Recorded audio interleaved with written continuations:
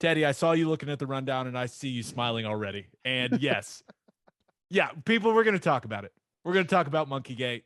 So normally in the National College Football Roundup, we just preview games. And we got two great games to preview for you. But first, we got to talk about it. I mean, it was the biggest story in all of sports for a solid, 12 to 18 hours. Okay. So I'm just going to go with a brief summary for everyone that doesn't know what Monkeygate is, and then we'll just kind of go from there. Sound good? Sounds good. Okay, here's my synopsis of the situation, people. Texas's special teams coordinator, Jeff Banks, he left his wife and kids for a stripper that goes by the name Pole Assassin. So that's the background info. Pole Assassin has an emotional support monkey that from time to time participates in her pole dancing act, which, by the way, she is very talented, great athlete, very impressive stuff from the videos I saw on the internet. They had a haunted house at their house on Halloween in, near the Austin area. And basically a little kid went to their backyard without permission, went somewhere he wasn't supposed to go, stuck his hand in the monkey's cage, the emotional support monkey's cage, and got bit. And the severity of the child's injuries are unclear, and they seem to be disputed. That sum it up? That pretty much sums it up. Yes. Okay. Did I miss anything? No, I don't think so. I think that's what we know up to this point. Pretty good bullet points. Okay, so if you just heard that and you're like, what are you talking about? First, do you live under a rock? Second, this is all true. When I first saw the story, I was like, and I sent it over to Tyler McComas, who I do my radio show with, and I was like, I think it was Sunday night, and I was like, we got to look at this. I don't know if it's true. It seems a bit far-fetched, but if it is, this is going to be amazing. And I guess it's true. What is the weirdest part of this to you?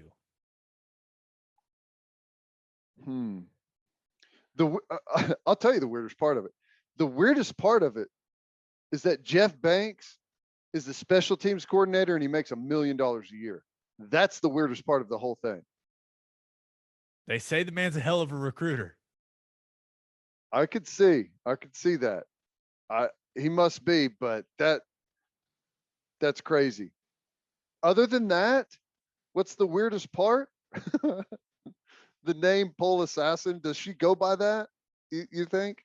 That was everywhere. So I think that's like her stage name, which, by the way, is an absolutely fantastic name for a stripper. Like, if we're being real.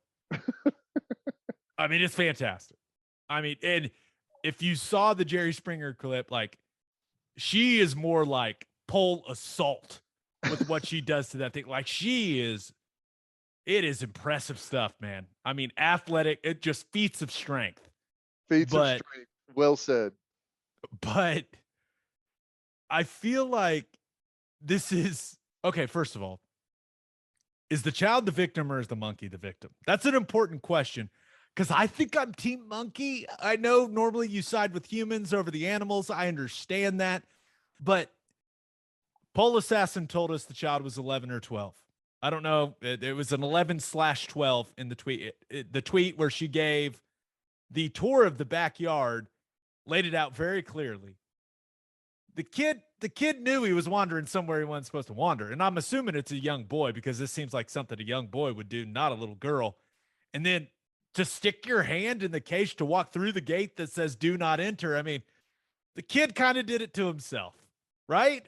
I could see this happening as a group of kids walk up to the house and one of the kids is like, yo, that's Pole Assassin, dude.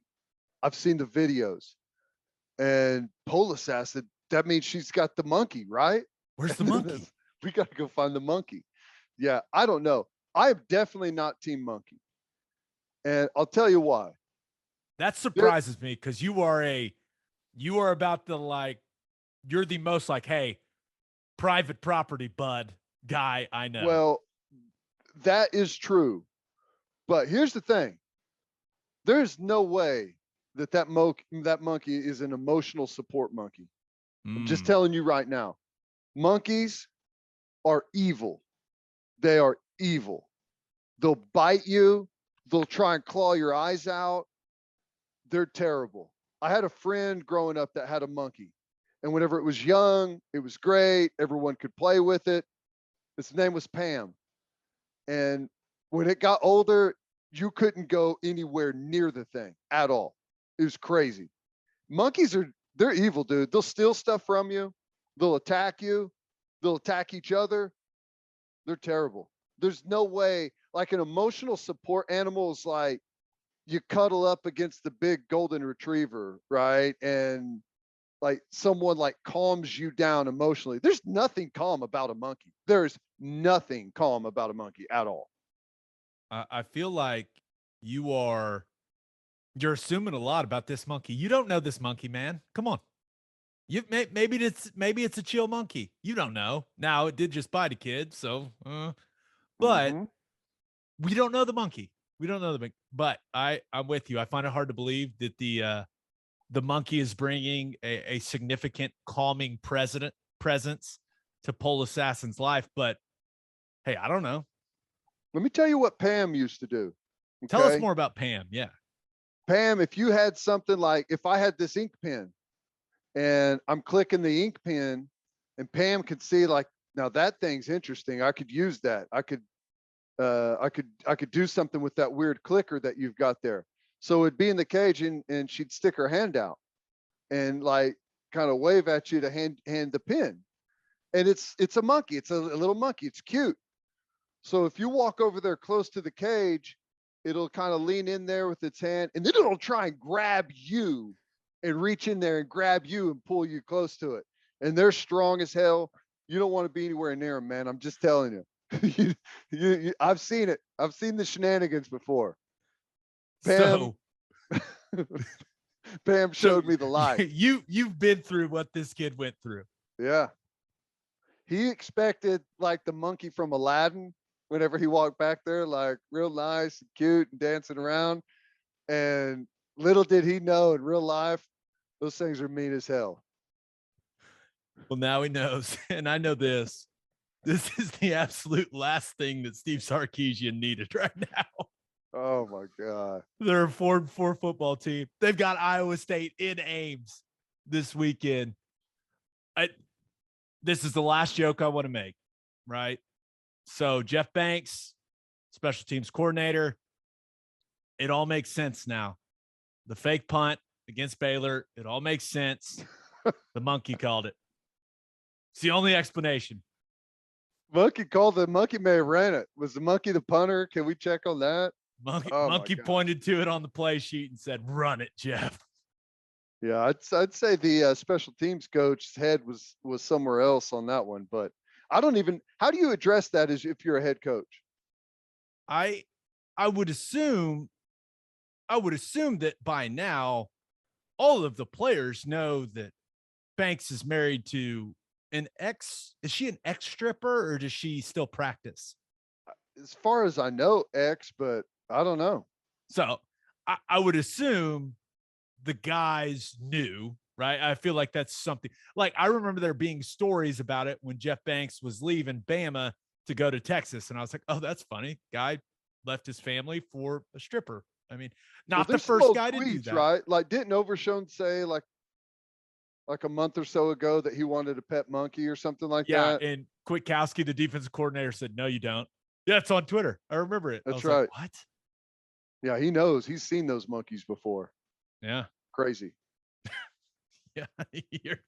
I did not know I was going to be so amused by your monkey analysis. Oh, that was fantastic. Okay. Number 11, Oklahoma State at West Virginia. All of a sudden, a game that is more interesting than I thought it was going to be.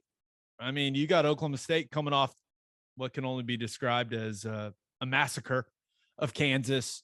West Virginia has gotten back on track, right? Right after we left them for dead, man, they've rattled off wins against TCU and Iowa State. And when you look at what West Virginia has done in the last couple of games is that they've been able to run the football with Letty Brown. In the games they've lost this season, West Virginia has struggled to run the rock.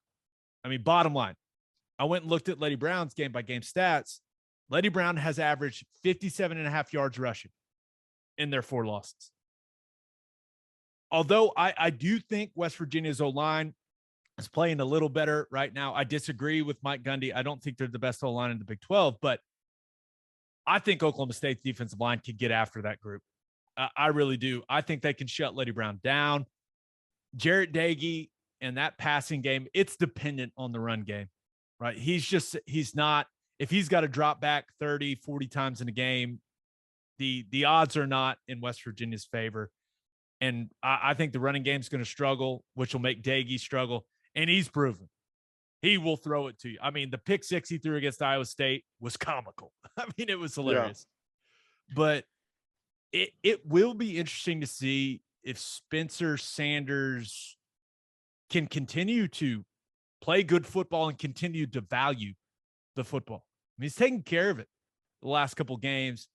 And I don't think it's going to be a massive day on the ground for Jaylen Warren. I really don't, because I do think having a healthy Akeem Bezador back and Dante Stills is looking good. I think Oklahoma State could struggle with that front from West Virginia, similar to the way that OU struggled with them. But I just think Oklahoma State's a better team, man. I know West Virginia has found something here these last couple of weeks, but give me Oklahoma State. I think they're good, man. I agree. I don't know. West Virginia looked terrible for a stretch, and then now all of a sudden they look really good. It's odd. We know their defensive line is a strong point. I think their defense in general is pretty good, West Virginia's. But I think offensively they are seriously going to struggle against Oklahoma State. I don't think that they've got the explosiveness. I don't think they've got the ability to move Oklahoma State off the football in order to run it. I think Oklahoma State's defense is just too good. And Spencer Sanders has been better, but I don't even think Spencer Sanders has to be like anything special in order for them to beat West Virginia. And I know West Virginia just beat Iowa State. And how, whenever Iowa State looked like they were just starting to play their best ball, I don't know how that happens, but we've seen Iowa State do stuff like that before. And we have with Oklahoma State as well, but I just think their defense is that good that West Virginia is not going to have enough for them. But heck, I don't know. Spencer Sanders goes and turns the football over 2 or 3 times. West Virginia could be right there in the fight. I think it's going to be really low scoring though. I'm with you. Yeah, I think it's a game in the 20s for sure. So we'll see. But yeah, I won't lie. I'm way more interested in that game than I would have been a couple weeks ago. Oklahoma State, I know that West Virginia's just beat Iowa State, and it's got me a little hesitant on how to pick this, but I've got a feeling that Oklahoma State goes in there and just destroys them. I've got a bit of a hunch that might happen. That would be good for Oklahoma. Yeah. Be good for Oklahoma. Set up. We're going to keep building up that bedlam that is coming soon. Now I know OU's got other things to worry about, but that's important. Okay, we can't afford for any of those teams to lose a game before we play them, right? Or after we play them. Can't afford for that to happen. All right, number 13 Auburn at number 14 Texas A&M, the 2:30 CBS SEC game, and 2 teams that still have a chance to win the SEC West. I mean, Auburn controls its own destiny, right? I mean, they got to beat A&M, then obviously got to beat Bama in the Iron Bowl. But if Texas A&M wins this one, all they really need is Auburn to beat Bama. And they got the tiebreaker over Bama, and then they'd win the SEC West. So these teams aren't out of it. I know we're talking about Bama's number 2, but both these teams, they're not out of it. And Auburn coming off a really solid win over Ole Miss. A&M coming off a bye. Heard Jimbo Fisher talk about it. Sounds like they're feeling really good about where they're at as a team, especially when it comes to the health of the team now. And man, just when I look at this game, I think the most important question is, will the good version of Bo Nix continue to show up? I mean, Yeah, he's been really good for the last month, Ted. it's wild. And I wouldn't have picked.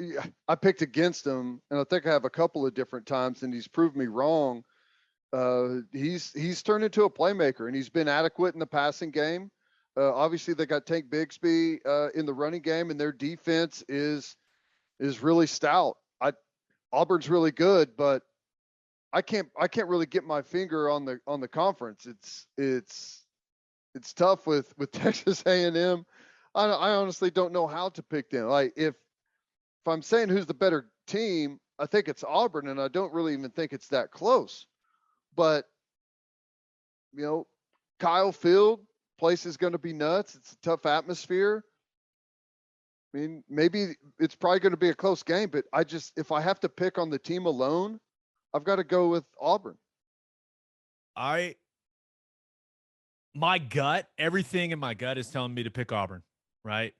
I think Bigsby and Jarquez Hunter will have some success running the ball, but dude, I still think A&M's defense is solid, right? Especially the defensive front. Like I think that's a really solid group, but I could also see Isaiah Spiller and Devon A-Chain like having some success on the ground for A&M.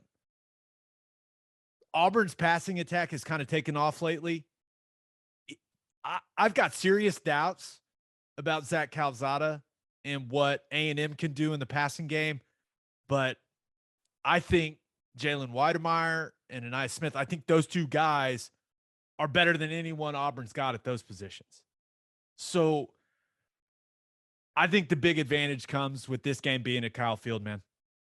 I think that is a big advantage. We saw Auburn go to Penn State, right? But I think A&M's going to win this game, and I really don't know why, because everything is telling me to pick Auburn.